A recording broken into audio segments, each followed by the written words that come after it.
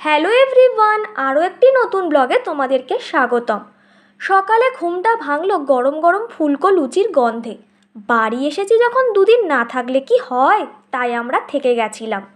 সকালেই আমাদের বাড়িতে আগমন ঘটেছিল আমাদেরই পুচকে গৌরাঙ্গর। কিউটের ডিব্বা পুরো, দেখলেই মনে হয় একটু চটকে দিই। প্রথমে আমরা ব্রেকফাস্টটা সেরে নিলাম আর তারপর খেয়ে নিলাম দিদার গাছের পাকা আম। তারপর আমরা সবাই দল বেঁধে চলে গিয়েছিলাম জেঠুর পুকুরে মৎস্য অভিযান চালাতে। বেশিরভাগ মাছই আজ ধরেছিল আমার পতিদেব, আর আমি তুলেছিলাম বড় বড় পুঁটি মাছ। আমাদের বাড়ি ছানাপোনার ছড়াছড়ি, এই আরও একটা কিউটি। সব থেকে মজার বিষয় হলো ও আমার নাতনি আর আমি নাকি ওর দিদা হই সম্পর্কে। হি হি। পুকুরের পাশে একটা জামরুল গাছ ছিল, তো আমরা চলে গেলাম ওটাতে হামলা চালাতে। আচ্ছা, এমন পাবলিক দেখেছো যে মাছ ধরতে এসে জলে স্নান করতে নেমে গেছে? এই যে আমি, দেখে নাও। গরম লাগলে আর কী করবো বলো, তাই একটু স্নান করে নিলুম। তারপর বাড়ি ফিরে আমরা সবাই মিলে খাওয়া দাওয়া সেরে নিলাম। দেন আমরা হানা দিয়েছিলাম বুড়াই বোনদের বাড়ি।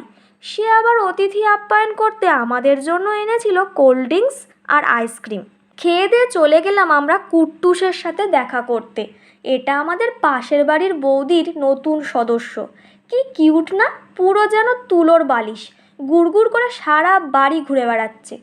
তারপর আমরা একটু দেখে নিলাম ভোগ। অনেক কষ্টে চোখ কান চাপা দিয়ে ওয়েব সিরিজটা শেষ করতে পেরেছিলাম। তারপর সন্ধ্যাবেলা রাতের খাওয়ার জন্য বিরিয়ানি নিয়ে বাড়ির পথে রওনা দিলাম।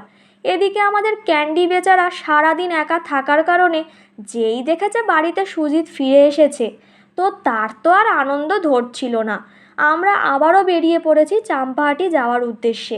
কাল বাড়িতে পুজো আছে, তাই ফুল কিনতে চলে এসেছি। ব্লগটা তাহলে এখানেই শেষ করছি। সবাই ভালো থেকো, আজকের মতো তাহলে টাটা।